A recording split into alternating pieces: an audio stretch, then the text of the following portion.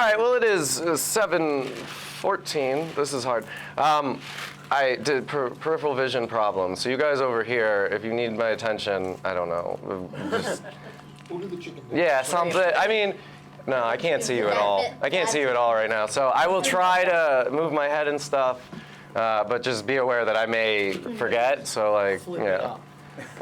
Flip it up? I'd still appreciate No, switch it to the other eye. Well, no, Yes, because what's that? The urban legend about pirates, right? They Yeah. just switch it for night vision and stuff. It was night vision. It's dark below deck. It's dark. That's true. Okay. All right. I vamped. All right, Dina. I know. I'm starting. All right. Welcome everybody. This is our fourth Talking Technophobia. Tonight we will be talking about the 1954 Japanese horror film Gojira, or Godzilla, for some of us ugly Americans. I really like this movie. I always thought that Godzilla movies were like silly, and you know, you might say they are, but like I always thought they were silly. You know, they were, you know, just mindless, destroying cities kind of stuff. Something Roland Emmerich might make. But I did, like, as I started to grow up, you know, my late teens, my early adulthood, I went back and I watched this, and I watched the original in black and white with subtitles, like you guys all did. And yeah, it really like resonated with me. It left an impact, and I hope we enjoy our discussion about it tonight. I've subtitled this "Humans Are Weak Animals." This is the hardest time I've had coming up with a subtitle for our class tonight, but I'd like that to just, you know, try to keep that in your mind with this, because as much as this is a movie about a giant lizard from the ocean, this is a movie about people and how they respond to giant lizards from the ocean, but also how they could cause it. One of the things maybe we'll talk about is, I don't think Godzilla's the bad guy in this movie, but maybe you've got some theories on who is. Some things from tonight, I have to really turn my head to see it. Some things from tonight, I'd like to talk about technology, obviously. Weapons, I think, is a really interesting potential thing to talk about. But again, right, you could talk about the practical effects, the man in the suit, anything. You know, you could talk about, oh, they have a Geiger counter. You could talk about the merchandising that comes from these franchises. Nature and the conflict with nature that this movie contemplates. The changing landscape of Japan, and I mean that both literally and culturally. This is a movie that comes out 9 years after the end of World War II, so there's definitely effects of that war and how it ended and people's guilt that gets associated with it that's running through the movie on both sides. And then, if you will entertain me, I'd like to talk about Dr. Frankenstein for a second and what this movie is saying about the idea of the mad scientist. Because the mad scientist is definitely a topic that pops up in science fiction movies, and I think really does embody like the fears of technology or the worry that culturally people might have at the time. Hey. So those are some of the things, and of course, right, feel free to bring in your own perspectives or questions. Depending on how we do with time, we might just open it up at the end for more general kind of things you think are cool or interesting. As I said before we started, I know this movie pretty well. Don't worry about the names, do the best you can, try not to be culturally insensitive. Yeah, because nobody's Japanese here, right? So like, we don't have representative from that culture, but try to be culturally sensitive, do the best you can with the names, but like, there's no need to mock or, you know, make fun just because someone has a different name. Yeah, and think about what this movie is trying to tell us. This is me. Dina wanted me to tell you, my book is free shipping on Amazon if you're interested. You don't have to though.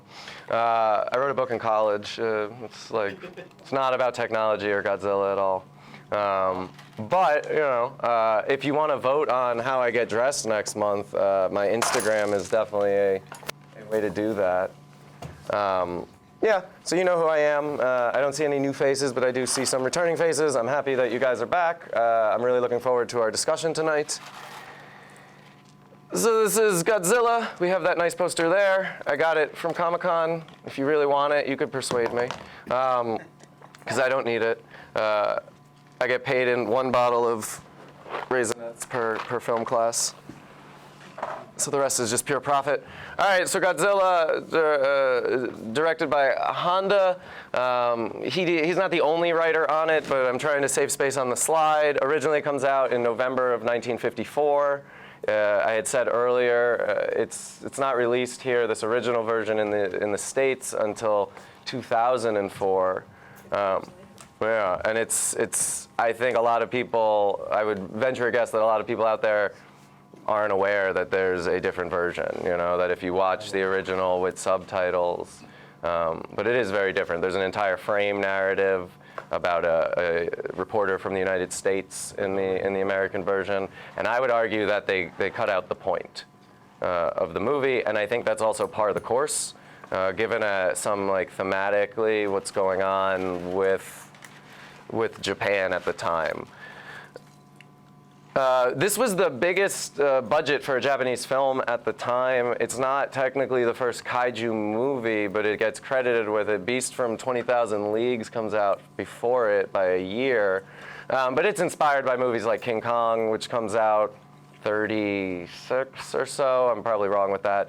But like there had been other giant monster movies before this, but this movie really popularizes giant monster movie, what becomes called the subgenre of kaiju films. Pacific Rim, right, is a modern example. The new Godzilla that just came out would be another example of that. And again, a lot of this comes from like Japanese mythology and stuff like that. However, there is no really Godzilla in Japanese mythology. Uses a lot of miniatures, man in a giant Godzilla costume. When I first saw it as a kid, I thought it was funny, and I wondered why I was afraid to begin with, because I wouldn't look at Godzilla as a kid. And then I covered the other 2 points on the slide. So I know we all watched the movie, so I'm not going to show you the whole movie, but I'm going to show you a sped up, I don't know, like 2 minutes highlight reel of this film set to music. And that's how they leave it open for the sequel, right? But if we keep doing this, we might see another one. Okay, you know the routine. So again, I have this theory, and maybe you guys are starting to be persuaded, right? But I really think film projects stuff about our culture, but also reflects it, right? It puts new ideas out there, but it also is a way to take the pulse on like the cultural unconscious, right? Fears, hopes, dreams run through it. Technology is increasing, becoming an ever important part of our lives, and with that becomes the generation of weapons development and pushing the limits and finding new weapons. And as we advance in our weapons technology, there can be unforeseen consequences upon us, upon society, upon the world. Things that if we are not careful, we will not be able to fix or reverse. And with this film specifically, right, my thesis is that this movie is about nuclear weapons culturally, right? And Godzilla is awakened by nuclear testing. And at the time in 1954, for many reasons, this is a very important topic to the Japanese culture. Yes, sir? Well, he actually wasn't awakened. What happened? They said that they made him. Like he was just like a regular thing. And the nuclear testing made him. Somebody argue against that, so I don't have to. No, that's what they said in the movie. I don't know. I watched the movie. Yeah, that's what they said. No, man. I thought he said he was living in Yeah. the We'll watch bowels of it. the We'll watch a earth clip with in a little bit. sand that was from that Jurassic period, and that's where that trilobite, or they called it a trivide or something. Right.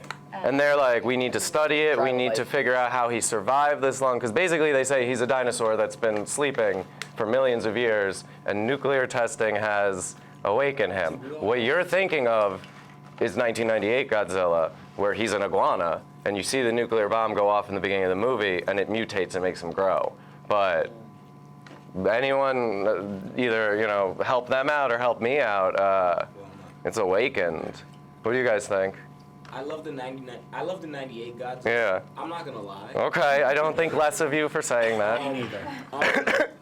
I mean, I think because I think that a lot of the spirit of what they were talking about here exists in Zilla, which is what they call that character in Japan. He's not Godzilla, he's Zilla. Right, yeah. And So, I mean, that resonated with me for a long time as a kid, and that got me interested in the kaiju movies and the Toho verse and all that stuff. And so, as much as, you know, he gets hated on, Yeah.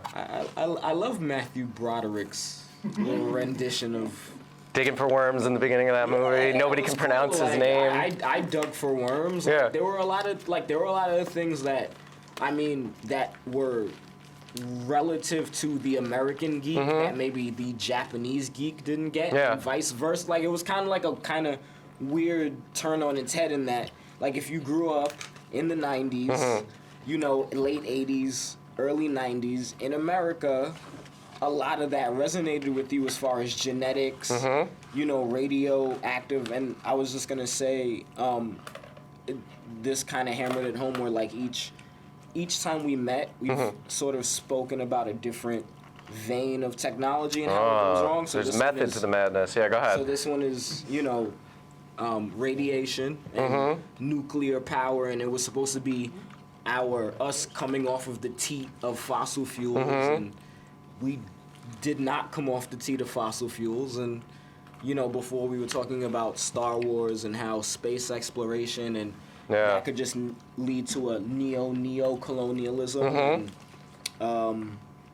the Matrix and what was the internet and, you know, VR and alternate reality ultimately going to become for us, and Jurassic World and Jurassic Park and all those other things, and, you know, on and on and on. So No, yeah, and a lot. I like Roland Emmerich's movies. Even 2012, which was messy. We're going to talk more about him later if you want. But in a lot of ways, the '98 Godzilla is totally influenced by the Jurassic Park films. And in a lot of ways, that second Jurassic Park movie was very influenced by Godzilla, right? Where he gets to San Diego and he's chasing them in the end of that movie. We'll watch the clip where the scientist is explaining or talking to them about nature and where Godzilla came from. And maybe I am mistaken. It's totally possible. It happens every once in a while. But even if, right, the nuclear radiation mutated a lizard and made him giant, I think the same still holds true, right, about the unforeseen effects of nuclear weapons, right? Whether it's a response from nature or a monster we're creating like Dr. Frankenstein does. Yes? I was just going to say, I don't think it matters for the... Yeah. I think the 98 update for the mutation part Yeah. is just to modernize it a little. But it doesn't affect the outcome, which is that whoever launched nuclear weapons the first time was a bad guy. And that was the That's United pretty States. much the point of the movie. That was the United States. And I am a red-blooded American like the rest of us, but it was the United States that did it first, right? yeah. Or even more so, like, the scientists. I mean, it wasn't really attacking the United States for using nuclear weapons because of war. The movie almost directly attacks... I don't even know how much they knew about this, but Oppenheimer. Yeah, and The whole entire point of this movie was that Oppenheimer was a bad guy. Yeah, I've become Their death, the special destroyer of scientist worlds. was not the yeah, bad those guy. words did not help him at all. Yeah. in Yeah. making his Yeah, I mean, whatever. I gotta think he wasn't bragging when he said that, but yeah, it's got some undertones there that like held true. What did he say? No, he said lots of famous things. Yeah, but I become death, the destroyer of become death, worlds. yes. Yeah. Right? That's what you're talking He about? quoted the Hindu scripture in an interview. My dad, who's about as old as Godzilla, he was born the same year. Yeah, no kidding. 200 million years No, ago. I mean, like, in You must movie have a great time. pension. Yeah, no, go ahead. So your dad was born in Pension, though. 1954? Yes, Okay. my dad was born in 1954. He always said that Oppenheimer was a little bit crazy. Yeah, I mean, the idea of the mad scientist is one of those technophobic elements where Oppenheimer was a bad guy, right? Scientists are a little crazy and they're not thinking clearly. And my last couple slides are, I want to talk about Dr. Frankenstein and I want to talk about Dr. Serizawa, who, you know, I'm emulating his likeness at the moment. Because I really think in a lot of ways, Dr. Serizawa is Japan's response to Dr. Frankenstein, to Oppenheimer, to a lot of the criticism of what scientists could be or were at the time. All right, so without further ado, let's see Tokyo get destroyed. Think about technology, because that's what we're leading into. There's a lot of examples of technology in this scene. But there's some other stuff, right? And like I said, if you want to talk about any of the effects, the practicality, that falls under technology as well. Okay. I know, because like I was like, oh man, I wanted to keep going because there's a scene like right after this with the mother and her 2 children as everything's falling apart, and she goes, don't worry, we're gonna be with your dad soon. And I was like, oh, I should really leave that in too. And I was like, well, at this point, we just watch the whole movie. So that is often parodied. It shows up in Lost World Jurassic Park in San Diego, the running from Godzilla. And I think it's a really good scene to highlight a lot of the technology, specifically weaponry, right? But there's a lot of other things there. So I'm going to ask you like what you think and what you want to talk about, but I see a hand. Yes, sir. So in the like kind of attack scene, Yeah. when he was coming up on the electrical wire, Uh-huh. well, so there was a couple of flashes to these like 2 guys with this kind of gun that was a little bit cylindrical. That was an actual gun that was used in World War II, so it made it felt a little, and it was used by the Japanese, so it kind of, like for the time, it was a little bit like more realistic of a movie, because you had to actually, like if they used the props that were the real guns, it made it feel a lot more like it could actually happen. And in a lot of ways, there like a lot of people had problems with like the end of the Superman Man of Steel movie or the beginning of Batman versus Superman, especially New Yorkers, because it was like triggering in terms of like 9/11. But I love it. Right? No, and I mean like some people it's great, you know, it's buildings falling down, and other people it's like I'm watching something that I lived through and it's bothering me. This movie has a lot of that as well, and it has to do with the realism. It has to do with these were things that people in that country at that time may or may not have seen or lived through. Here, and then we'll go there, yeah.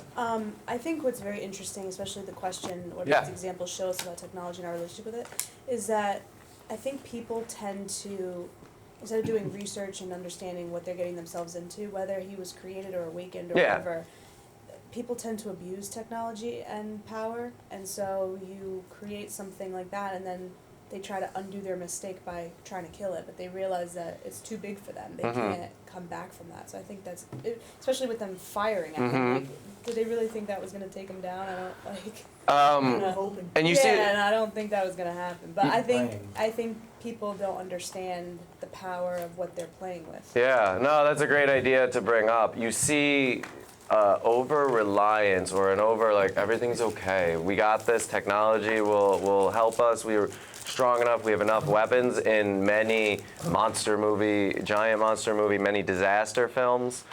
Greg, and then we'll go here. So there were 2 things. Yeah. The one thing is, I thought the scene helped set up the fact that, to kind of parallel it to World War II, Okay. the United States tried to capture Japan but couldn't using conventional weapons. Yeah. Eventually used a nuclear weapon Yeah. to get the surrender. That's a good idea. So here, the nuclear weapons walking on the shore, and they're using conventional weapons, and they're going to fail. So ultimately, what they have to do is create a super weapon, because that's the only thing that's going to work. Yeah. Except they use it differently. Yeah, it's a giant nuclear power that's attacking them. But what also is interesting is all the weapons they're using are American weapons. Uh-huh. It was really strange. Yes. But every weapon they're firing are American howitzers, American jets, Yes. American machine guns. Yeah. And I thought it was fascinating. Well- like, And a lot 9 of years them- later, the props they're allowed to use Mm-hmm. aren't allowed to be Even were, like, Japanese World weapons. War One. Right. That close. No, and there's World War a II. They were World War One weapons. Yeah. A lot of them too. They were Yeah. older. Like Well, they weren't even the post World War II, one of the World War I. stipulations with the United Nations, like Japan cannot have an army. Yeah. Right. Right, so this has to be national defense, right? It's not a military. It's not. So maybe, And it's all American weapons. yeah. Well, economically, there's been some exchange.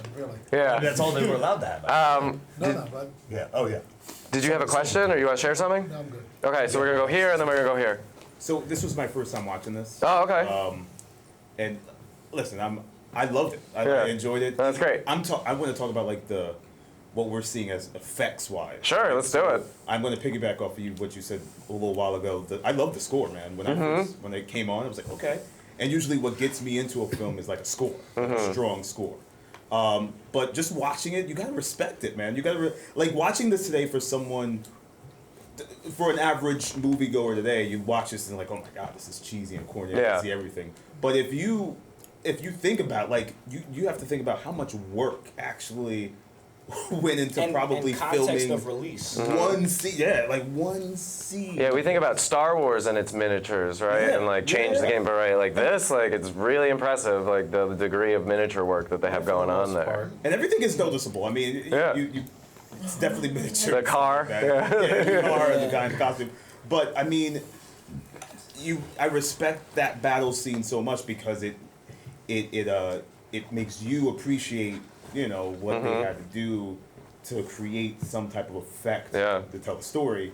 And I thought it was well executed. Just talking on a special effects. No, that's great. And we stand on the shoulders of giants in a lot of ways. And like what looks corny and silly to us now, at the time was groundbreaking. People like had a level of realism people had never experienced before.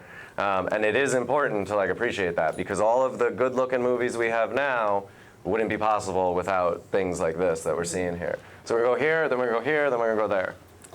I'm to go back to the question. Yeah, go ahead. What did this example show us about technology and our relationship with it? I was thinking of how our experiences with technology are relative. Okay.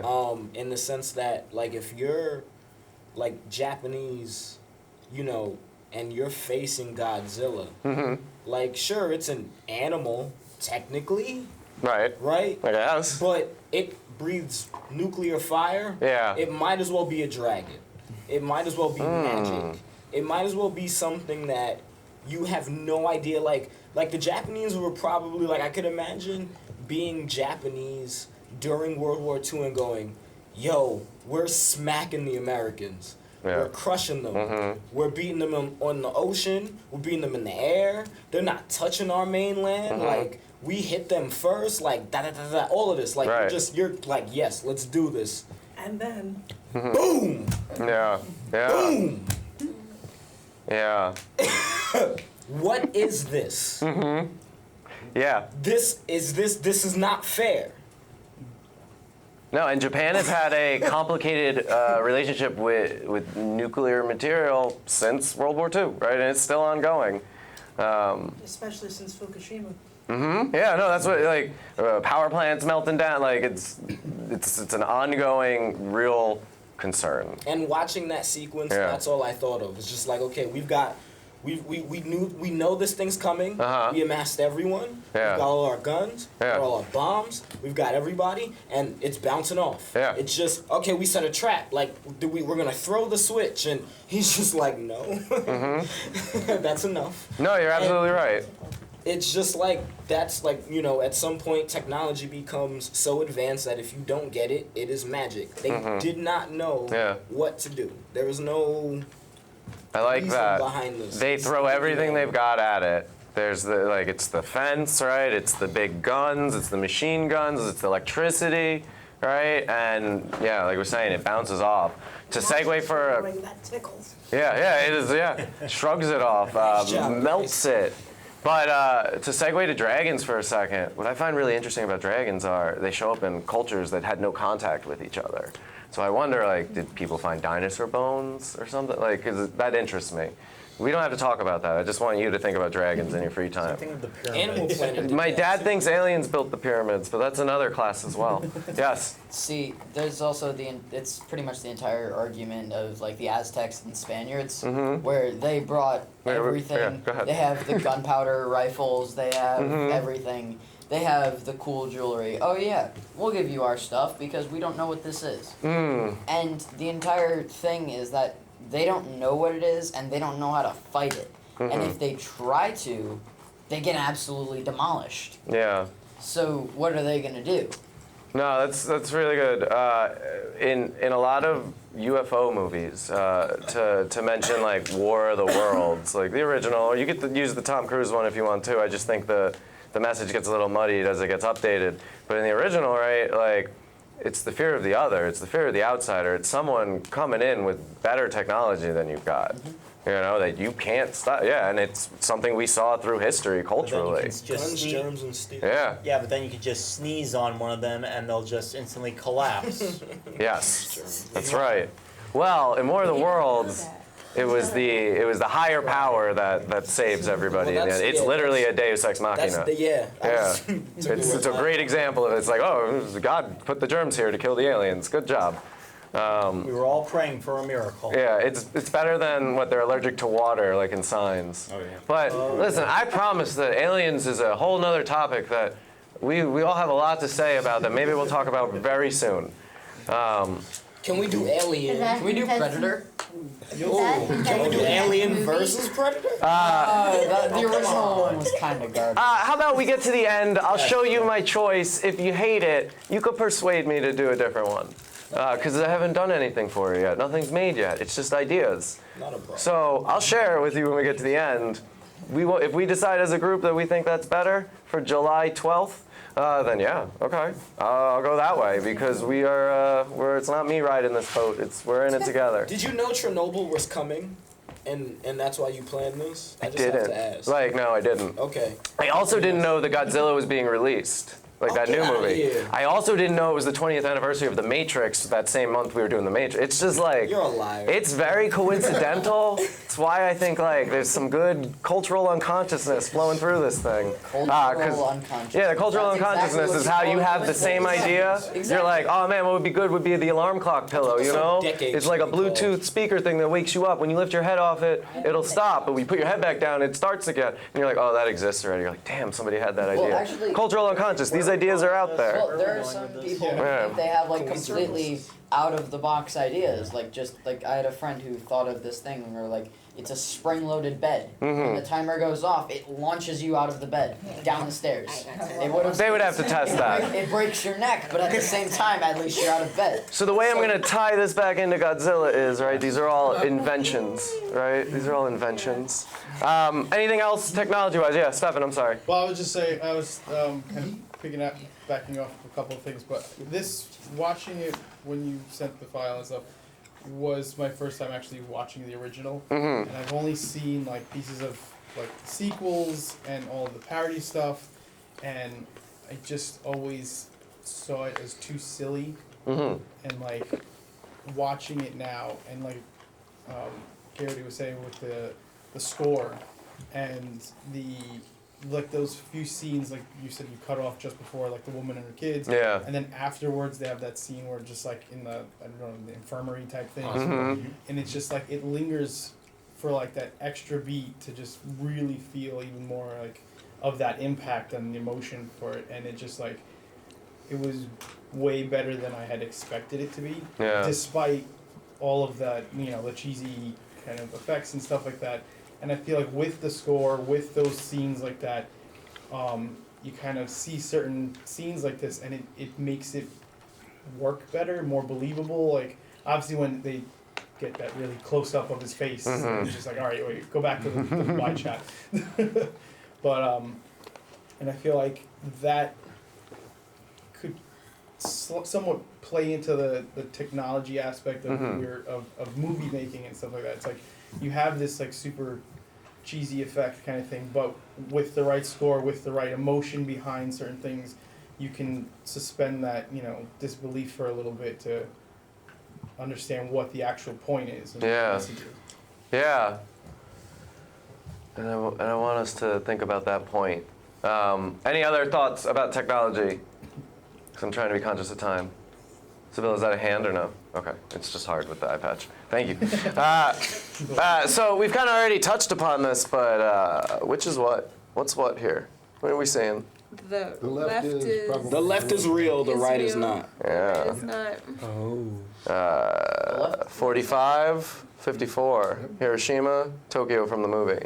Right, and there are pretty clear parallels. Yes, a destroyed city looks like any destroyed city, but this is a country that had a city destroyed.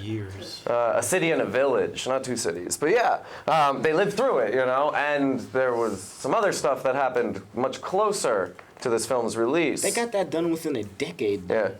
That's also kind of incredible. Yeah. I mean, to think about, what? Yeah, no, but still. Actually, Tokyo was worse. Yeah. Yeah, well. Hiroshima. Yes. There's also, they must have, the people who made this movie, they must have been, the tiniest bit scared that, I mean, like, at least one person would have been like, I mean, what if the Americans get pissed? Like, I mean, they still have this thing that they used on us. Like, if they get mad again, what's going to stop them from just dropping it again? And they say that in the movie. They say, in not so many words, right, but they say political relationships are tense enough already, right? And they're definitely talking about the role Japan played in World War II and being on the losing side and the sanctions that the United States has imposed upon them.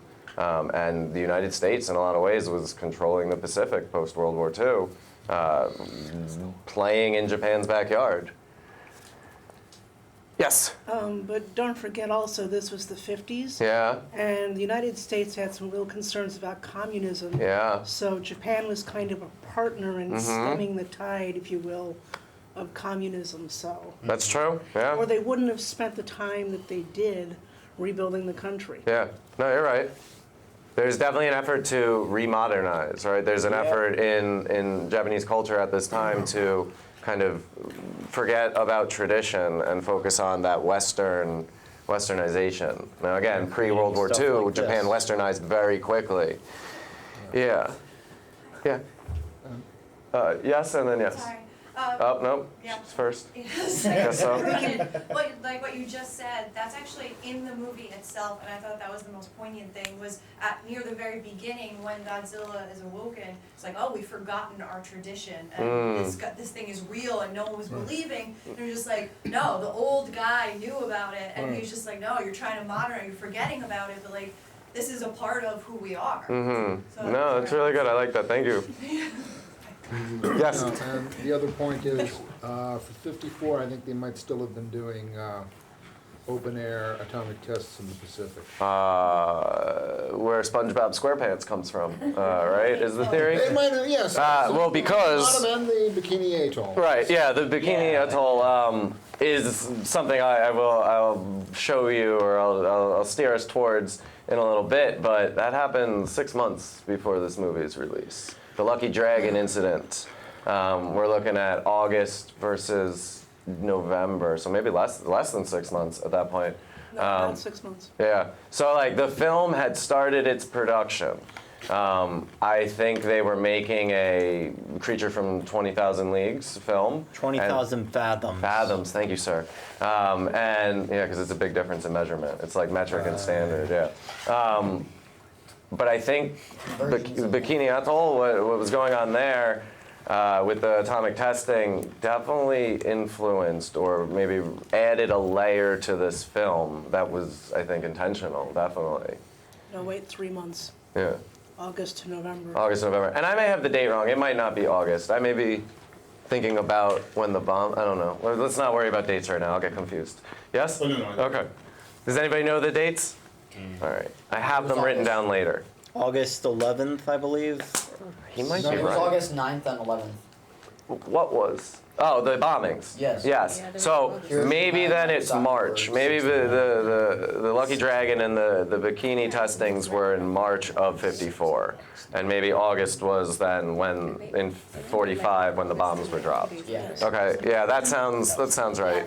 Because 3 months is too late into production, even for a movie that when we look at now, right? Like, and we're like, oh well, you know, this doesn't seem like it would have taken too long. No, it would have taken a while. Yeah. Just think about how long it took to build the miniatures. Okay, I went the wrong way. Destroy them. So let's think about where Godzilla came from, and let's watch a scene and think about nature and talk about what the conflict with nature is. Because when we talked about Jurassic Park, one of the things we talked about was the storm, right? And how the storm symbolically could be nature responding to the abomination of bringing dinosaurs back, right? So let's watch this. Let's hear from the experts about what they think in terms of this creature. Yeah, no, that's a really good point to bring up about the women being the characters who are like, the truth is the truth. We need to share the truth. Well, someone think of the children. Yeah, think of the children. Culturally, they wouldn't have done that. Right. Yeah. No way that they would have gone against a man, and that, especially in that particular time frame. Right. And like it's and like he be quiet, you know. The way he shuts her down, like I think, is more indicative of like what would have really happened more than the women having that voice in that forum. But it does kind of allude to like modernizing, right? Becoming more Western, right? Like the women are taking a part of the discussion, right? Are being treated more as equals, even if not really, you know. Which is funny because even in the 60s in the United States, women weren't treated as Right. equals. I mean, you could argue still today, you know, like that's going on. Yes? No? I just noticed something in that scene which I didn't really. Okay. Realize when I was watching the movie, but you said the Bikini Atoll tests were right before this incident, but they mentioned something. And I just noticed it when I was reading the subtitles. He said hydrogen bomb testing. The hydrogen bombs weren't what was dropped on Hiroshima. No. Those were atomic bombs. Yeah. And then they swapped back. It wasn't until 1952 that they started testing hydrogen bombs, and I didn't realize that maybe what they were talking about was like, I can't believe they dropped atomic bombs on us. Yeah. But now they've upped it to hydrogen bombs, and that is what started this. Because it came out 2 years before this movie. No, you're right. Which is like 10 times bigger than atomic bombs. And Bikini Atoll was the first above ground and underwater testing of hydrogen bombs, I believe. Right. Okay. Yeah. I didn't notice that when I was watching. I just thought it was all atomic bombs. Yeah, like it's you almost like if you're not paying attention, it almost seems interchangeable, right? They're synonyms almost, but they're not. You know, hydrodom is much more powerful. The subtitles, because they kept going back and forth. But when he said hydrogen testing, the scientist, and then they were like atomic weapons, and then he was like hydrogen weapons, and they're different. A lot different. No, that's a really good point. Any other thoughts before I talk about these things? Okay. Okay. Again, right, in monster movies, especially giant monster destroys the city movies, before they swing towards camp and parody, right, these movies are trying to really deliver some kind of social message. It was beauty that killed the beast, right, in the end of King Kong.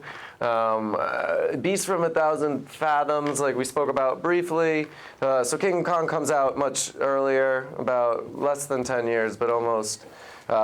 Beast is a year before Godzilla, and you can see the parallels just by looking at the poster. It has a name. It's called the Radosaurus. Is that what it's called in the movie? Yeah, I believe so. Okay, very nice.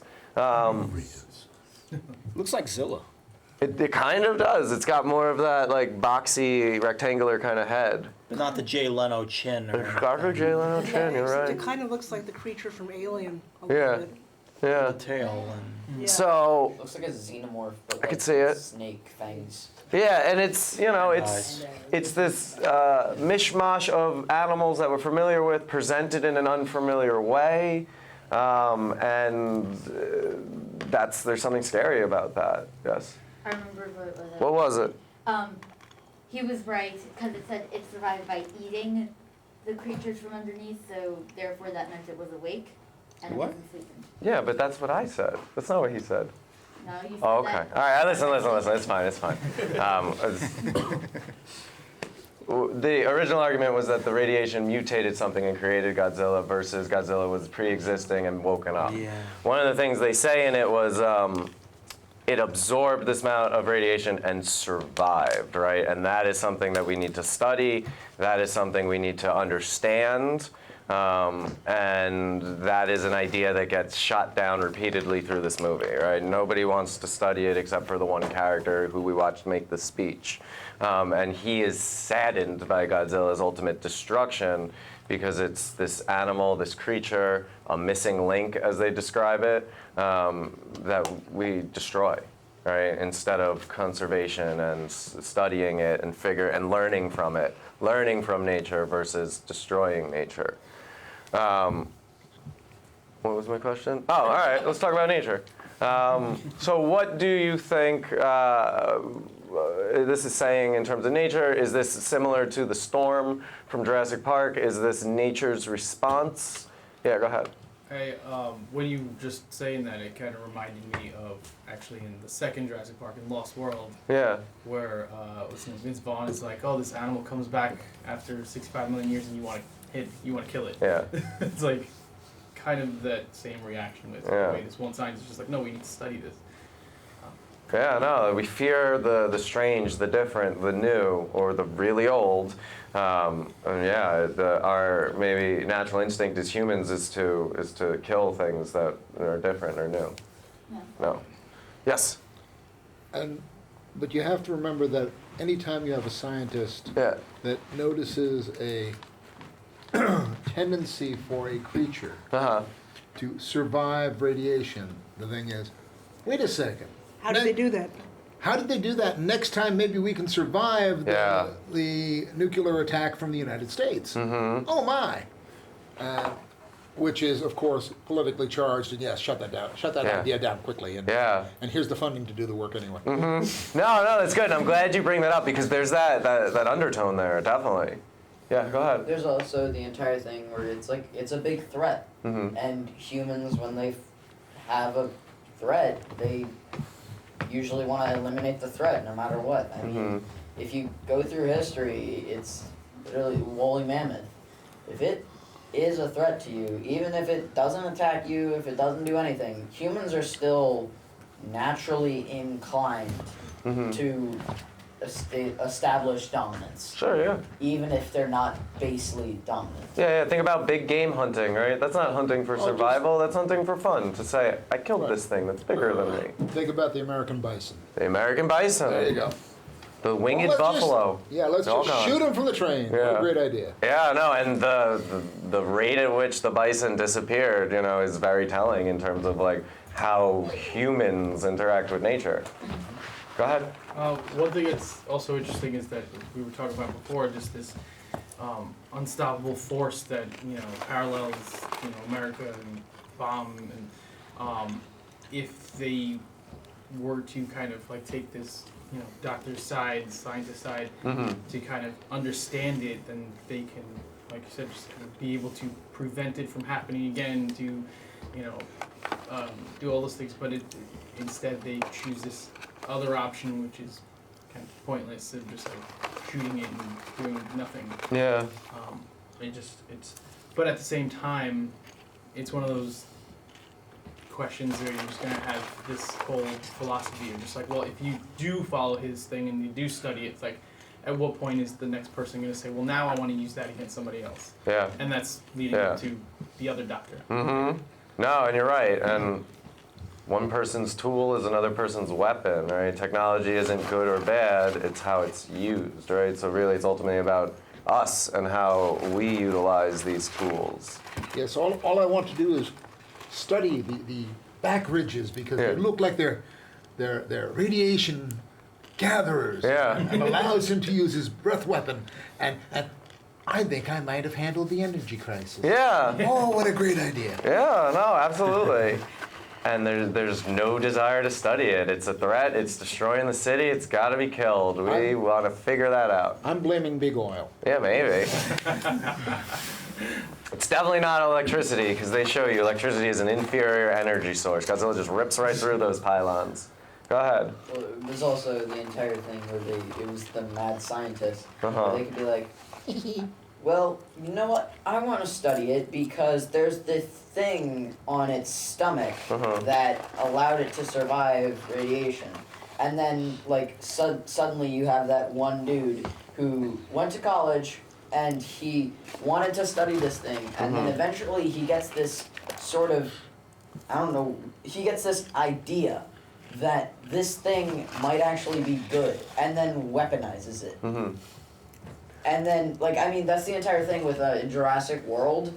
There was that guy who tried to turn the raptors into military units. Like, they're gonna try to use it as a weapon, and using it as a weapon is such a bad idea because it's a living thing.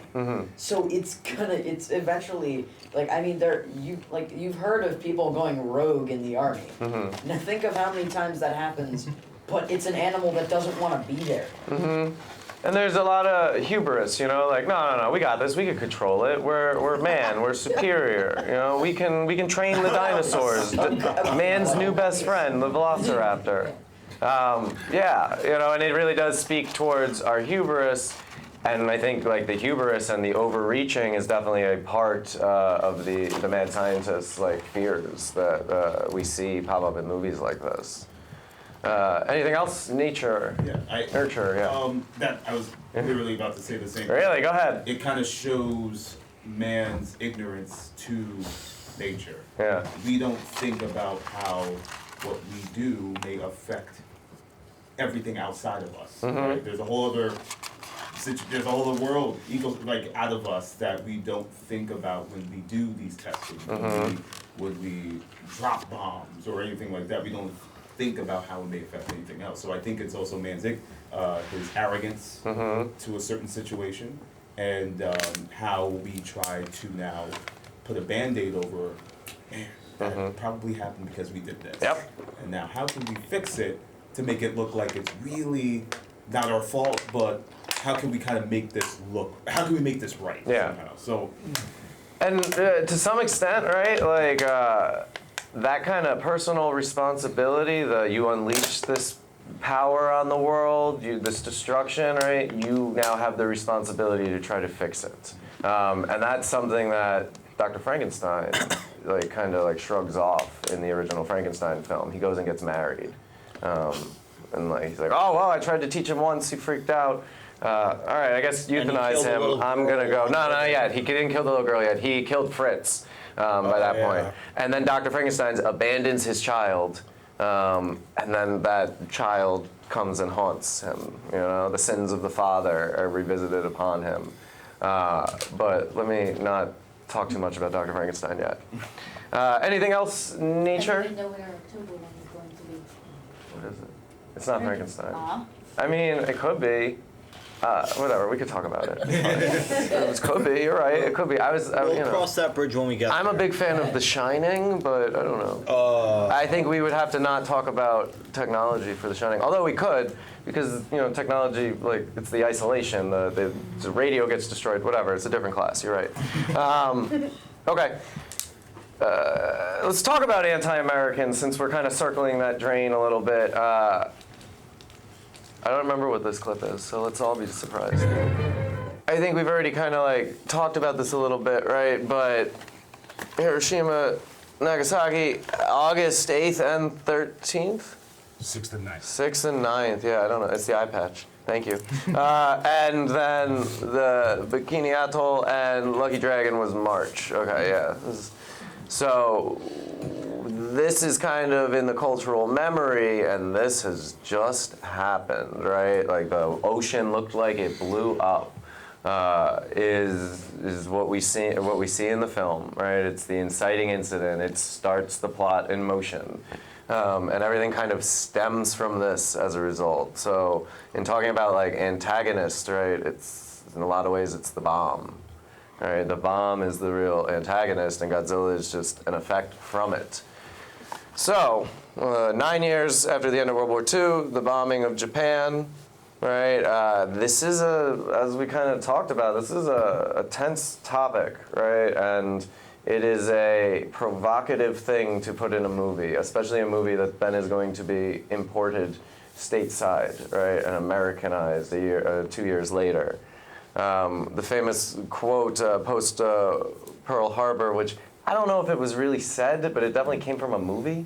We've awoken the sleeping giant, right? And talking about that it's not Godzilla, right? The sleeping giant in that dialogue is America. We've awakened that sleeping giant, and right, it filled him with this resolve. Sure.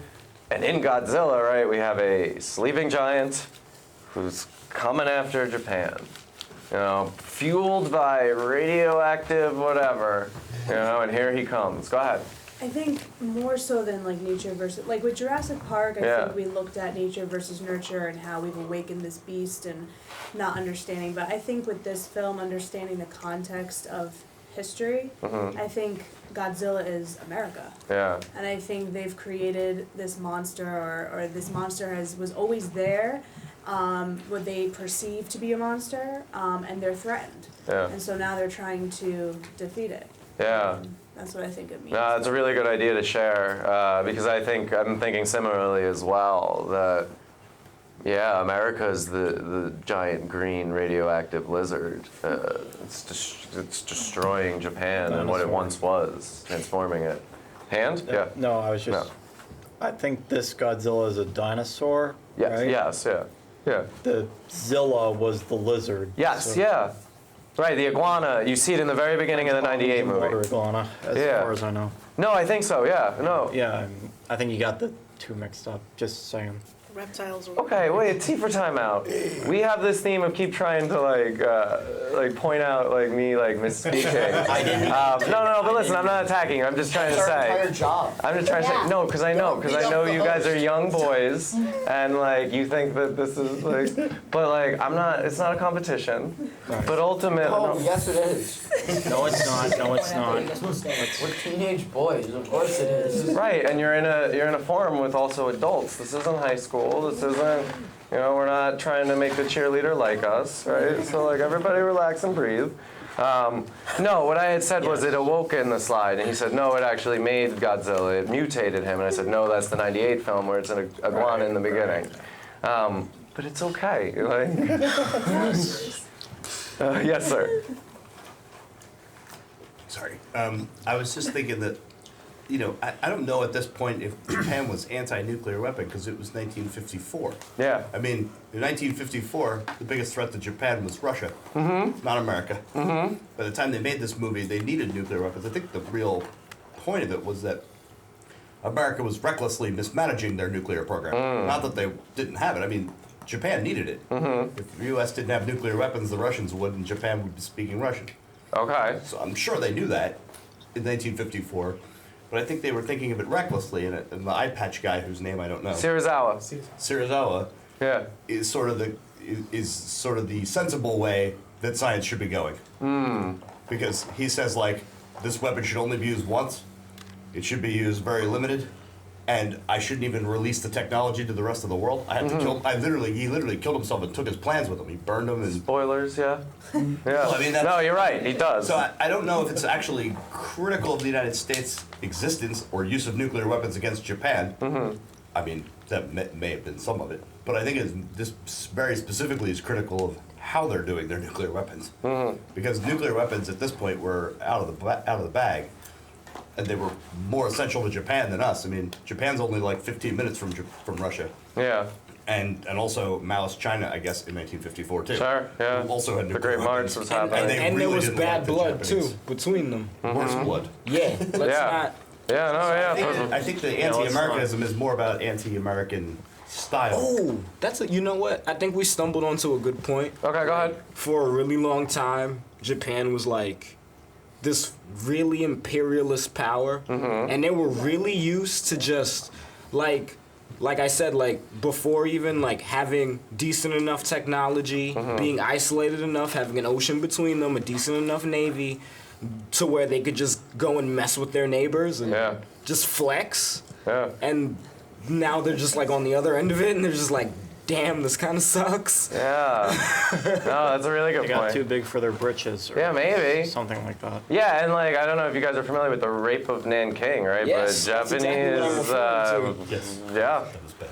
Go ahead. I think it's, I love how you said that, imperialist, definitely. I think also, too, it's a mockery of the United States, which Okay. is definitely a theme. That's the googly And also- eyes. Yeah, right, the Cookie Monster eyes. But Yeah. I think also, too, this film will really stand the test of time because it not only deals with nature versus nurture and whatever enemies, but it also shows just simply the cultural barriers and the difference with, language barriers. I think a lot of different cultures express themselves differently. So I think, America's always been mocked, but I think depending on, whether you're from Brazil or whether you're from Japan, they have different senses of humor. They have different ways of reaching their points. So I think that this film was a clear indicator of how we're viewed.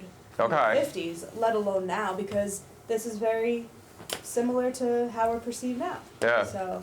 No, I like that. That's a good idea. Here, go ahead. Piggybacking on what she just said Yeah, please. about it standing the test of time. Do you agree?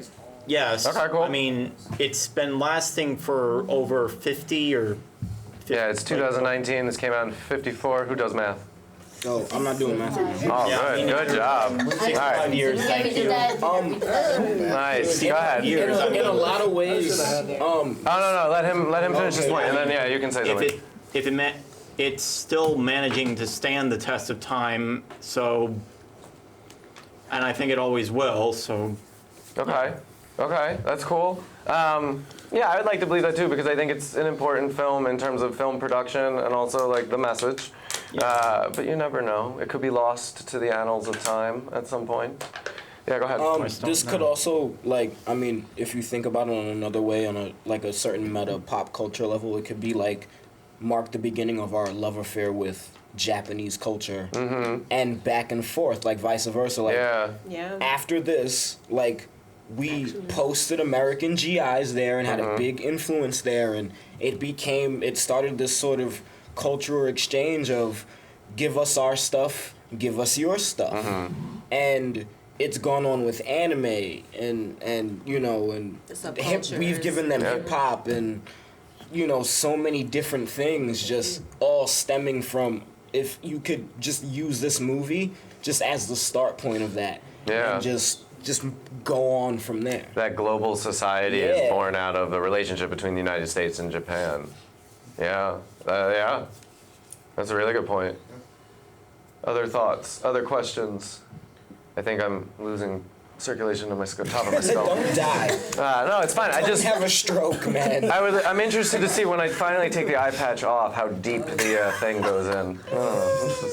That's what I'm thinking about. Just sail the ocean. Any other thoughts about United States? I think those are really cool perspectives because, like, again, I'm thinking similarly, Godzilla is this United States analog, right? Atomic Beast. But I like some of the other thoughts that we're bringing up, right? The perspectives I hadn't considered. Anything else? Anything else? Yeah, go ahead. Well, earlier, before World War II, I'm pretty sure you had a Russo-Japanese War. Yeah. Yes. And the Sino-Japanese War. Yes. And Japan was the big bad at the time. Yeah. And then the United States came in and went, I'm sorry, let me do the Bambi versus Godzilla. Yeah. Let me show you what scale is. Yeah. Size does matter. Yeah. Fact. And I mean Fat man, little boy. Yeah, fat man, little boy were the names of the bombs that were dropped. In the American version, science fails, and it's the military that's kind of successful. In like Americanized Godzilla movies, usually. I have not seen the most recent one, right? But usually they are successful in blowing it up sooner or later. Bigger weapons, more weapons, right? Get creative with it. The most recent one is actually really true to. Is it? Okay. Yeah, is it worth checking out? At least not this one, but to later on when like kaiju becomes its own genre. Okay. And like it's actually true to Mothra. Because Mothra has never actually been the bad guy in anything she's ever appeared in. Okay. And spoiler alert, go ahead. She saves them. Okay, in the new one. Yeah. Okay. But does she still have those two tiny twin girls that sing the song? They exist. Oh, nice. They reference Infant Island. They do all the it's a love letter to kaiju, but that's kind of the reason why people don't get it here, and part of the reason why it's not making money is because it's just so entrenched in that that people are just like they're just like what? Yeah. But it's actually it's good. It's good. Okay, that's cool. Well, go ahead. Also, a lot of people like if you don't like it for the kaiju aspect, there's also just a lot of people who I call them the Hulk from Thor Ragnarok, just big monster. Yeah. Because, I mean, it's big monsters fighting big monsters, or tearing down a city, or fighting things that are shooting at them. It's also really nice to look at. Yeah. Yeah, it's explosions, electrical wiring. CGI fest. Yeah, it's literally buildings collapsing. Some people just think that that's really, like, aesthetically pleasing.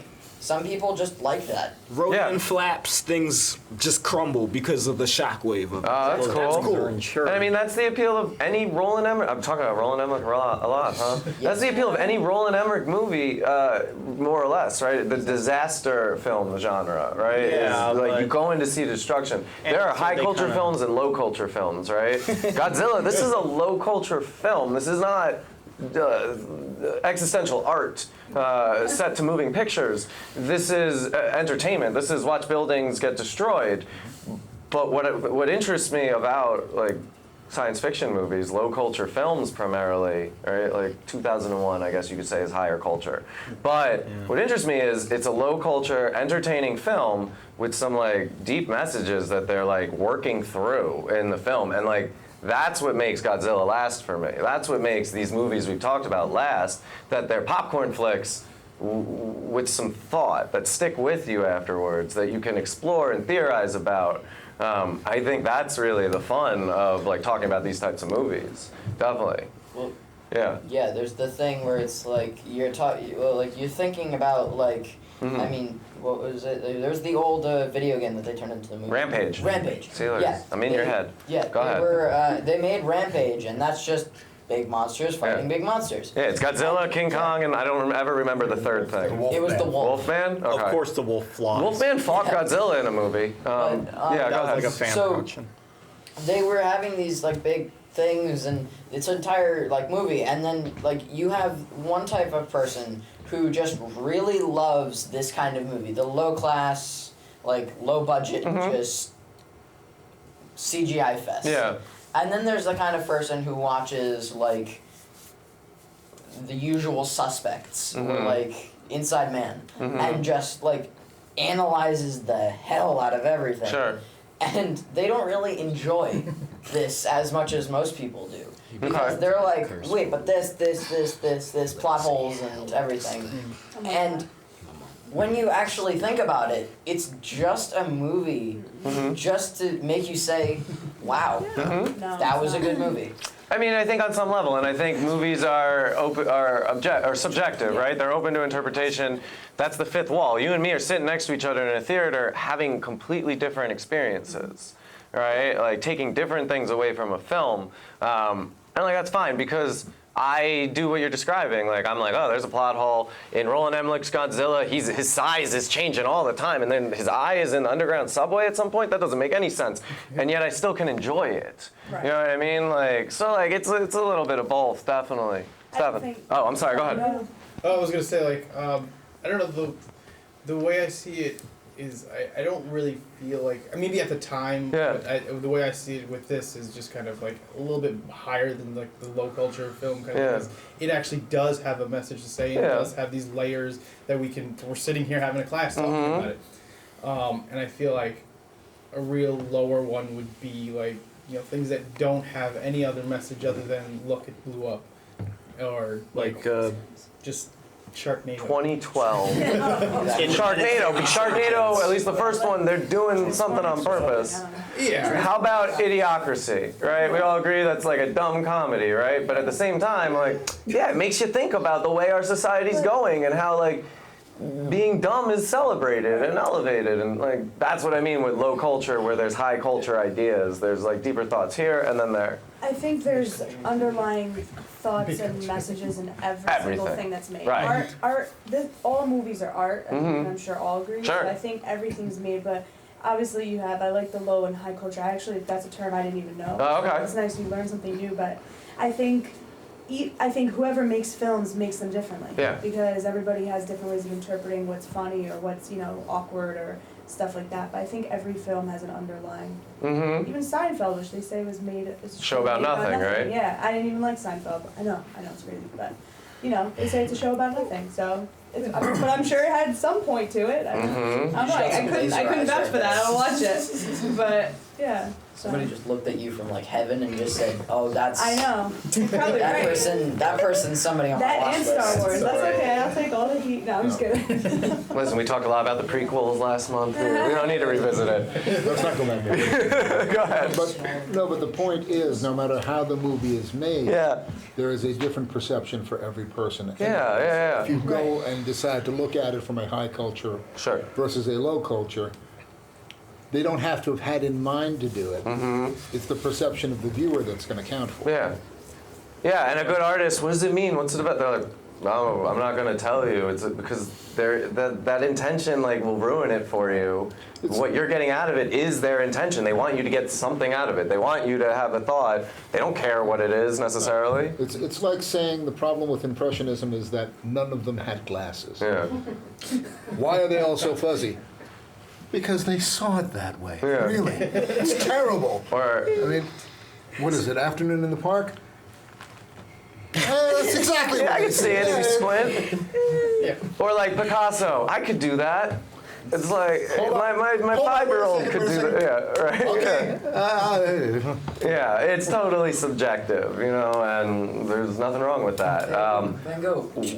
Speaking of cultural unconscious, before though, if there's an anti-American undertone that is potentially in this film, right, whether intentional or not, that gets into your brain, right, whether you're conscious of it or not, and like can come out years later, can be responsible for a whole generation believing something, right, versus the generation before them didn't because of movies, right? And I don't have an example. Maybe the moon landing, I don't know, right? But like people watch stuff and they're like, oh, that doesn't look real. I'll think about my moon landing example more and I'll come up. You and my dad should talk. Right, okay. Because he watched it on TV, all right, the last tangent. He watched it on TV, right, and he's like, it snows and my cable reception gets bad, and they're telling me in whatever, 60 whatever, like that we beamed directly from the moon, we live streamed. The other thing is, you watch the moon landing, the lander comes down, right? The thing, they climb down one small step for man, one giant leap for mankind. And the camera's capturing it all. Who put the camera there if you're watching the first steps?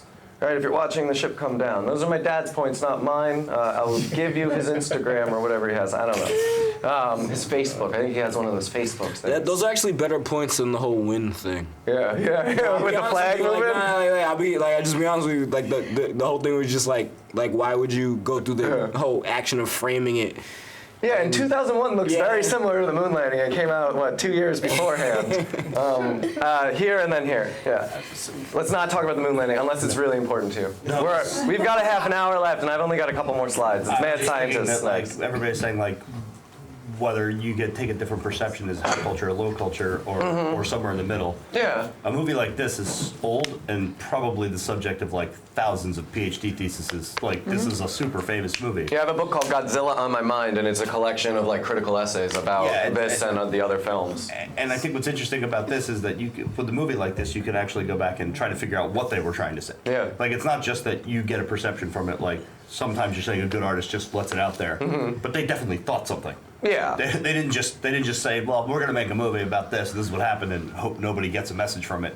This is the kind of movie where they kind of hoped there'd be a message, and it was sort of in the middle of being a high culture and low culture at the same time. I can see that because the way Tokyo looks post-destruction is intentional, right?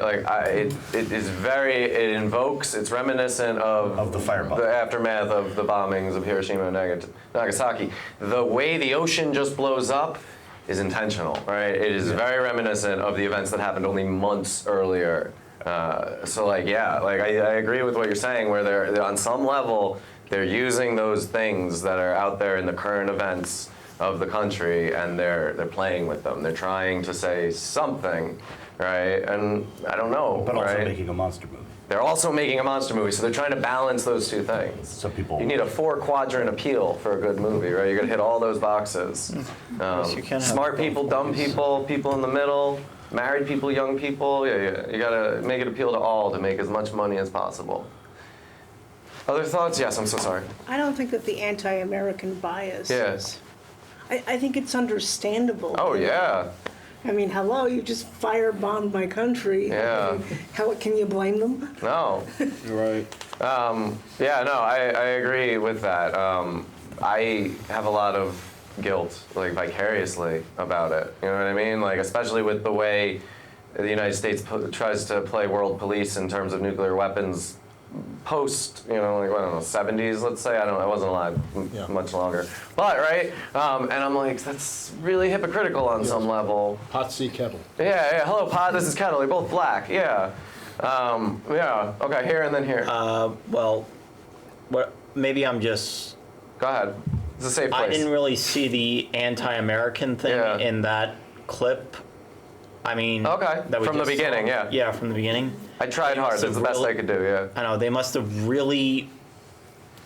It was like an undertone to me, because it's very I thought it would be you had to be there. Yeah. Yeah, I mean... Yeah, no, because if you didn't live through it, if you're not familiar with Pacific history, it could totally just, you pass it and not think anything of it.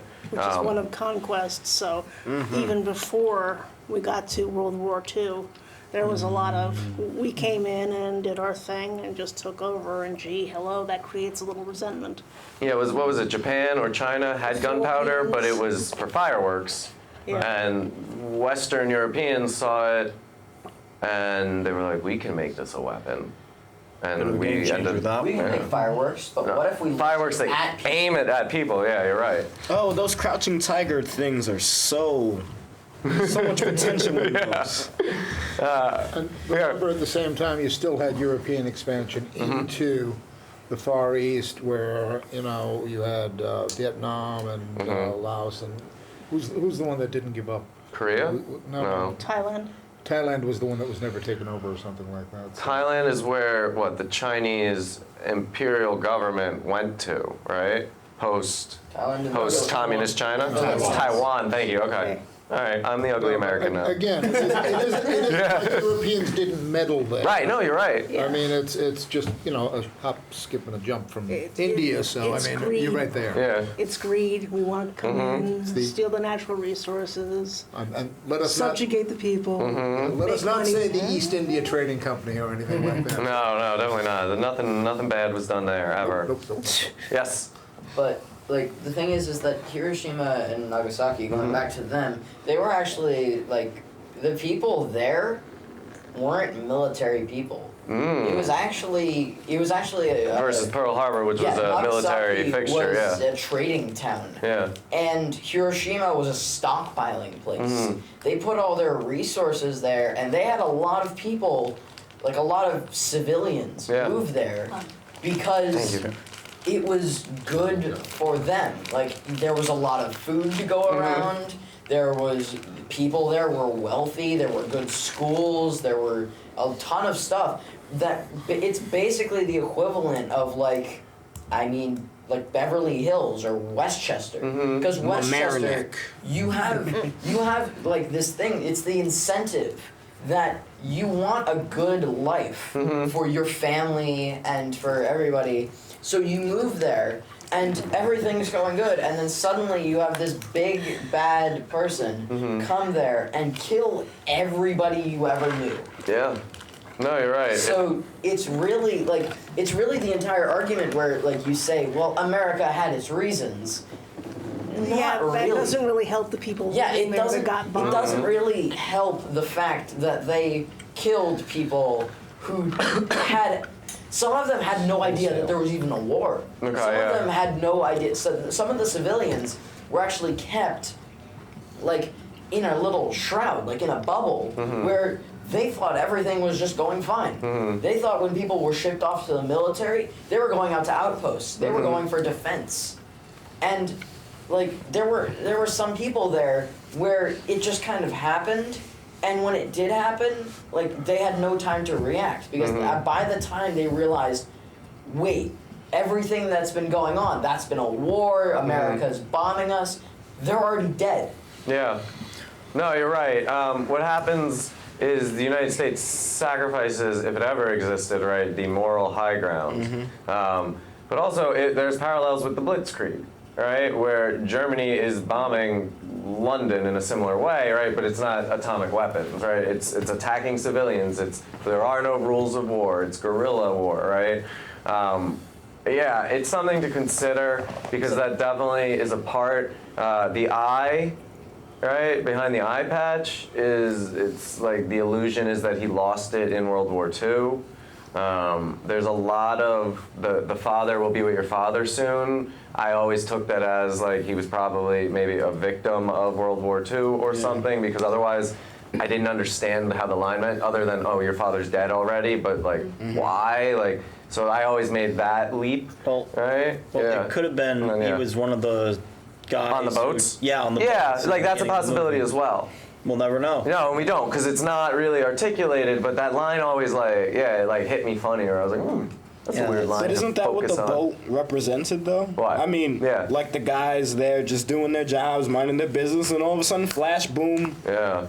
Yeah. They're done. Mm-hmm. No, I like that idea. Go ahead. So you related it to the Blitzkrieg. Well, I mean, yeah. Yeah, but the thing is that they were using Right. relatively That's what I'm saying. That's the small difference. arms. Yeah. Is that the thing is that they would fly over these like towns, like little tiny villages, and drop bombs that could maybe like break open your roof. Like it wasn't. I don't know. I don't know if I agree with that. Relative to an atomic attack that would kill an entire. Oh yeah, no, this is obviously worse. Yeah. But it's not. But like then we start talking about the Holocaust, right? And then we're comparing, cancer of the brain to cancer of the heart, and like they're all bad. These are war crimes on a lot of ways. But history is written by the winners. So the United States is able to maintain moral superiority in terms of the textbooks. Yeah. Right. Whereas, right. Yeah. Yeah, no, that's a good point. And believe me, I'm not saying they're the same. I'm saying they both involve attacking civilians. What's interesting is, in later films, Godzilla becomes the defender of the civilians. I also think that in this movie, Japan has to transform itself from victims to heroes, right? They have to solve their problem. They have been made the victim, and now they need to figure out where to go next. And I think that really kind of comes to a head with Serizawa. Final thoughts about this, and then Mad Scientists, because we have 15 minutes remaining. Final thoughts, America? World War II, a lot of bad things happened. War is never good. Nobody wins in war. Definitely not the people who do the fighting. Maybe the governments that get rich. I don't know. Definitely not the people. Definitely not the people who are fighting. The innocent people. Everyone's who got affected. Nuclear radiation poisoning. War is really bad. Okay. Good. We've established. And that's not against people in the military. Like, don't get me wrong, right? I'm saying the people who make the decisions to fight a war don't do the fighting of a war. Right? We do the fighting of the war and don't have a say in we should do it. Right, whatever. Yes? I just remembered something. I did a project when I was in like 4th grade. 5th grade. Okay. About like this thing, like the unluckiest people in the world. And I actually did it with Everett. One of the people was this guy who had, I don't know how, but he was living in Nagasaki when. Okay. He was living in one of the towns. The bomb dropped. He lived. And then he moved to the other town. Oh, wow. To get a new life. Yeah. Because all of his friends, his family had been killed. Yeah. And he gets bombed again. And he survived still. So it's kind of like the elixir of life or whatever you want to call it. It's watching all the people around you die and realizing you're not getting anywhere. He died in like 2000 something. He lived for a really long time. That's so interesting. It's kind of sad because you realize that if you lived in a town and the entire town died except for you, and then you moved to another one and they all die, you start to think it's because of yourself. Maybe, yeah. I mean, like, it's possible. Survivor guilt. Yeah, no, absolutely. Yeah, and survivor guilt is a real thing that I'm sure that man felt, and I think on some level it's here in this movie, it's present. Mad Scientist, final topic. 1931. If I were to do this film class chronologically, we would have started with Charlie Chaplin's Modern Times, and then we would have watched the original Frankenstein film. Because I think if you look at chronologically, there's an interesting progression of what is going on with technology and how we feel about it. But is there anyone not familiar with the original Frankenstein? It's okay if you are. I won't judge you. It's cool. It's cool. It's worth seeing. There's a lot of interesting things that people get wrong, right? He is Henry Frankenstein, not Victor Frankenstein in this movie. There is no Igor. It's Fritz. Yeah. Fritz, I really think, is the bad guy of that movie. And if we ever watch this movie, we could totally talk about him because he gets what he has coming to him, and you root for his death in a lot of ways. There's a scene in this movie. Dr. Frankenstein becomes like pretty much the archetype of what people think of when they think of mad science. They think of pushing the limits, not listening to reason. One of the more famous scenes from this movie is "It's alive, it's alive," right? What's the God complex? Right, and what was cut from the original release of that movie is "Now I know what it feels like to be God," and in the released version, it's thunder over that. And then you can even watch some other versions where they dub in a totally different line. But the original line is like, "Now I know what it's like to be God." Mary Shelley's novel Frankenstein, subtitle Modern Prometheus, and there definitely is that myth is being contemplated there. So same thing with Icarus, right? The idea of hubris and reaching too far. Give a man a pair of wings and he'll fly too close to the sun. Right. Yeah, right. And it's a metaphor for like overreaching your grasp. Oh, I'm over the. Oh, now I More fell. than you can chew. Right. Yeah, biting off more than you can chew. Very good. The line, right? Dangerous, poor old man. Where would we have been? Or have you never wanted to do anything dangerous? Where should we be if no one tried to find out what lies beyond? Without risk, there is no progress. And then he says, "Here I sit, one crazy man and three sane men, and in a few minutes we will see who's more correct." And then he animates the creature, right, and all kinds of things.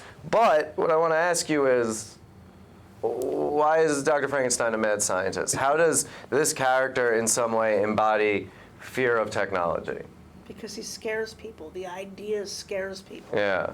The idea of somebody knowing how to create life and the entire thing of somebody having more power. As I said before, it's the entire feeling that somebody has more power than you. It scares people. Yeah. Okay, I like that. We're gonna go here and then there. Yeah. The mad scientist is always the one who pushes the boundaries relative to the time, right? Yeah. So like, if this is our first mad scientist, he's bumping up against God, right? Like back in the day, there was nothing higher than God. There are so few ideas that challenge the concept of a traditional higher power, and this is it, right? Like yeah, it's the act of creation. Yeah, exactly. Like, and more than creation, it's like creation through the byproduct of death. Yeah. You know what I mean? It's like we're not just gonna create like a life from nowhere. We're going to literally use what is left over from life, like what death gives us and leaves behind, the corpses, and we're going to start again. Like creating life from death. That is ridiculous. Yeah, I mean, Dr. Frankenstein clarifies, right? He's like, this creature's never lived before. There's no blood in his veins. I've imbued him with the ray, not the X-ray, right? But this ray that first brought life to this planet. I've found a way to harness it. He uses Tesla coils, right? Poor Tesla versus Thomas Edison, right? Edison got to make a lot of money, and Tesla got to be props in the Frankenstein film. I'm pretty sure Edison would have wanted that. Yeah, that is. Tesla wanted to give it away for free. Yeah, and Edison wanted to make a profit, and that's why, because capitalism. Those were and then buzzwords, like Tesla and Edison, like the idea of using Tesla coils, like those were like back in the day. Those were like terms that people would use in parties. Like, I saw the Tesla coil. Oh yeah, did you? What does it look like? Yada yada yada. So like going to those movies and stuff like that, you're like, oh okay, like that was literally tapping into pop culture of that time period. Doing those things Yeah, that's interesting. I think Stefan, your hand was up, right? Yeah, originally, and then we'll go here. I'm sorry, I just skipped him. It's also like this fear of this going beyond the natural order of things. It's just like everything has, a death point. Yeah. And it's just like you're pulling that away and you don't know what's beyond that. And he's bringing that forward and like. Yeah, you cross some lines. Some lines are not meant to be crossed. Once you go, you can't go back. I think that's really, really important. Yes? I saw a comic one time. Okay. It was of a guy. And I think it was like the president, or it was supposed to be some like higher figure. And it was Thomas Edison and Nikola Tesla. And it was Nikola Tesla. Your product will be used to power homes all across the United States. Thomas Edison, it was Thomas Edison. Your light bulb will be used in homes all around the world. Tesla, yours will be in the background of Frankenstein movies. And then Thomas Edison says, dang it, I wanted that. Yeah, no, that's totally, like, listen, that's totally where I got my joke from, and yes, it's an episode of Family Guy. Yeah, no, and that's true, and like, it could have gone very differently, and in a lot of ways, maybe this is a stand-in for Tesla on some level at the time. Go ahead. So, like, if we think about technology today, right? Yeah. I think why why Frankenstein, I guess, had people, or well, I guess science has people so afraid is similar to what Stefan said, that like we are afraid of the unknown in a way, like we're afraid of, like if you think about it today, how we talk about technology and the advances, and how people are like, oh, well, they're just going to take all the jobs at one point. Or they're the robots are taking our jobs. Ruling us, or it's going to end up looking, and it's a T2 reference. It's going to start looking like Terminator 2, like where we are no longer the majority in a way. And I think what technology does here is how it, I guess, shapes the movie and relates to today is that it's constantly changing and evolving, and we're scared and we don't know how to. Yes, we are creating it, but in a way, we're almost creating it, and it's almost above us in a way. So, cultural fears when it comes to that is, do we have control? Yeah, and it's a paradox, right? Like, because you needed technology to make this movie, all the movies we watch, right? And yet there's that uneasiness with that, right? The dependence, the replacement. My theory is when the singularity does happen, right, and robots or machines become self-aware, we need to give them rights and let them vote, or they will Terminator to us, right? And history says we're not going to do that. We're going to fear it and fight it and push those beings down. But I think, just keep that in mind, because we may be alive when it happens, maybe, and like let's let the robots vote, okay? And that won't kill us. Exactly. Yes. I thought that was like when I was watching this movie, and I didn't expect this at the end. Don't necessarily think this was anti-science or anti-mad science. No. The main character is a scientist. Yeah. It's a super weapon. Yeah, but what does he do that's different? Guy. Well, he understands the destructive power of what he's doing, and unlike the Americans, doesn't just let it go all over the ocean and bringing up giant monsters. But they do a good job, and I thought this was a really good job of balancing that they know they need the weapon. Yeah. They did. There's no question. And he knows it too. He knows that this weapon is super important, and I think the context is 1954 was that it's a really good thing the Americans got nuclear weapons, even though because somebody would have had the it. hardest thing for Japan to have said. Yeah. It's a lot better than it came to the U.S. than say Stalin or Hitler. Because they were both actively trying to get nuclear weapons, and Stalin got them in 1949, and Hitler would have had them by 1946 or. Yeah, it was a race to see who would develop it first. So it was important to develop weapons because you're not the only person on the planet. Yeah. And they kind of got that balance exactly right. They were like, well, it's important that we have this, but it's also important that we're not crazy about it, and we're not just blowing up the ocean and or anything else in the world. Like, and so this character ends up being sort of kind of without taking risks, without pushing boundaries, we would be having this conversation in a cave, right, by firelight, which sounds nice actually, but like we wouldn't have any of this. Right? Like, you need to push the boundaries. You need to take risks, right? Because otherwise we wouldn't get anywhere. But if you don't, right, there's a way to do it. And I think Serizawa really, like, kind of embodies, like, Japan's response to, like, America being fast and loose with their nuclear testing. Maybe not even nuclear use, right, but the testing and development of it, and how they're using it and what it could unleash. Dr. Frankenstein, right, abandons his responsibility. Dr. Serizawa is willing to sacrifice his life to protect his creation from being used into a weapon. He's like, as soon as it's going to be used, everyone's going to see it, everyone's going to want it, they're going to figure it out. So even if I destroy the notes, as long as I'm alive, right, someone could find a way. I had heard that scientists on the Manhattan Project didn't necessarily know they were developing nuclear weapons. They thought they were developing energy sources. Boss, one of my boss's relatives was actually a member of the Manhattan Project cool. team. And no, they were not told it was being used as a weapon. In fact, they were taken away from their families and sequestered. Yeah.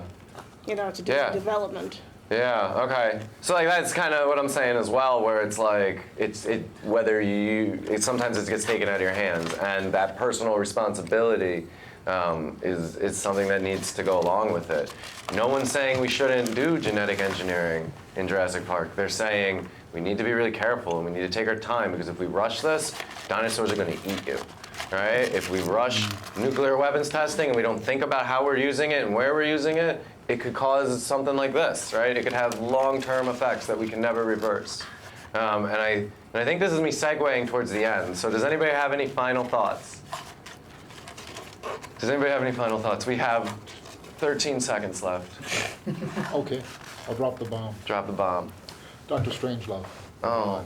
So, all right, really quick. As I'm prepping for this movie last month, I'm like, it would be really good, because I'm thinking nuclear weapons and stuff, and in my head I'm like, how to describe this movie to people for the post-LMC does, and I'm like, something about learning to love the bomb, but that's not really, and I'm like, it'd be great, it's Dr. Strangelove.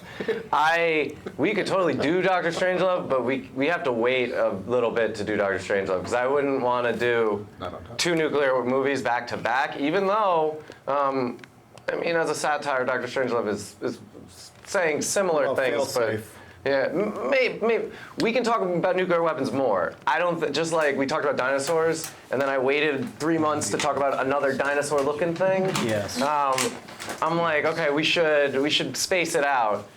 We talked about robots in the Matrix. I think we should wait a little bit before we talk about Terminators or Wall-E's. It doesn't mean we can't do it.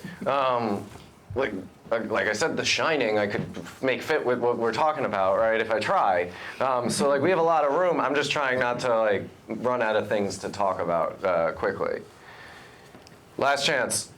Yes? With the subtitles, sometimes if you see with the look, Mm-hmm. sometimes if the L and the O are next to each other, it looks like a big... That is very true, you're right.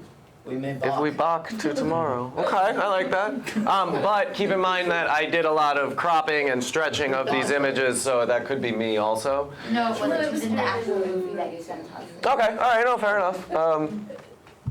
I get people who do subtitles, I give them a lot of credit. It's not easy to put in. All right, thanks for being here. Thanks for sharing your ideas. I think we did a really good job. Yeah, we can clap for each other, yeah. I want to say that I made it through the whole thing with this eye patch on, and I think that's worth celebrating. Take it off on camera and let's see what you look like. Sure. Dina, are we raffling the Godzilla toy? Oh, your head. Right? Like, I can't. No, to be honest, I can't see anything right now. There's a lot of weird, light things messing with my vision.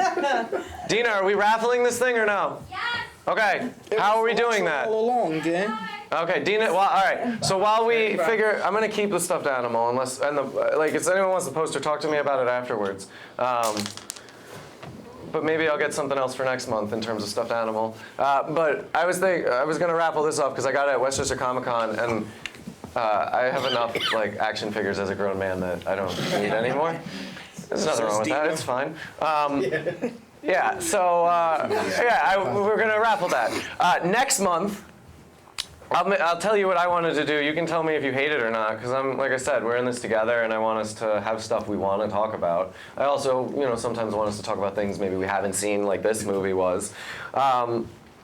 Next month, we're not meeting the first Friday because I am on an adventure somewhere of July. But what we're going to meet is July 12th, which is the second Friday, I believe. It is also Dina's birthday, so if anyone wants to go in on a cake with me, it'd probably make me look good. Thanks, Greg. Mid on that. All right, cool. We'll talk later. All right. Listen, I can afford a cake. They pay me in Raisinets. It's fine.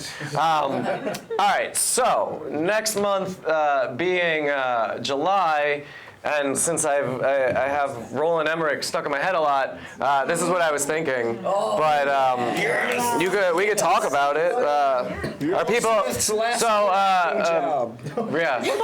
yeah, really acting. Listen. Really acting.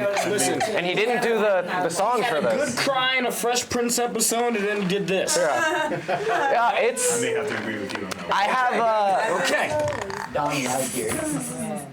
Independence Day doesn't hold up well. I'm gonna warn you if you haven't seen it recently. I love it. It's great. It was a very influential movie in my development. I remember the poster and it was ID4 and I was like, what the hell is that? The blowing up of buildings was really cool too. Yeah. So we'll talk about all this next month unless you want to persuade me something else. Now we're down. Okay, cool. Awesome. And with that said, thanks for being here. You can pick one. Don't cheat. I'm trusting you. I'm trusting you. And it is What does it say? I think. I'm not sure. That's my name.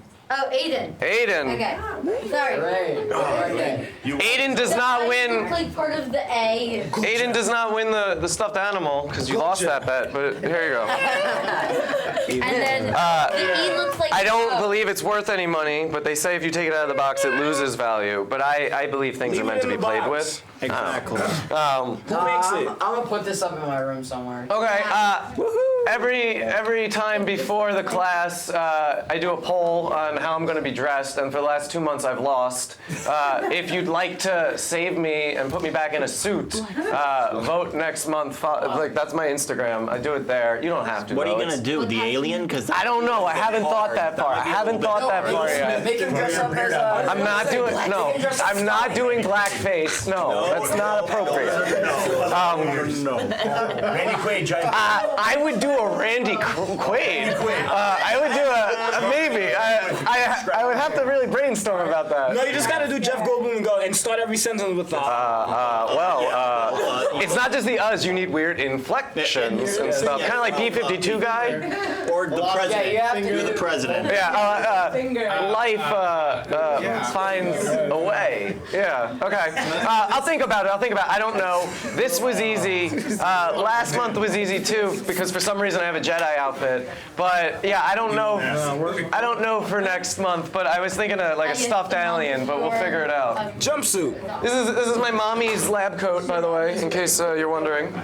This is my second week where my sleeves don't fit. But hey. Wear this lab coat again and just be the. Yeah. Oh, I could be Data. Strangled. Yes. I know his actual name in the movie, but not right now. No, Brett Spiner is his actual name. I don't know the character. That's his Oaken, name. yeah, you're right. It's Oaken. Yeah, you're right. Oaken. And they bring him back in the second one. All day. The second movie is Just watch movies all day. is not too different from the first movie. 50 years, but I mean, Okay, thanks for being here. I really appreciate that you all stayed while I talked about random nonsense for the last couple of minutes, so that's cool. What do you think we do? Thanks for being here. Thank you. That's true. Everybody needs a place, you know. Thanks for being here. You guys are what makes this fun for me. So seriously, thank you. Thank you. There's no hard feelings about you guys trying to prove me wrong, by the way. The eye patch was cutting off the blood to my head. Just remember, I work with teenage boys all day for a living.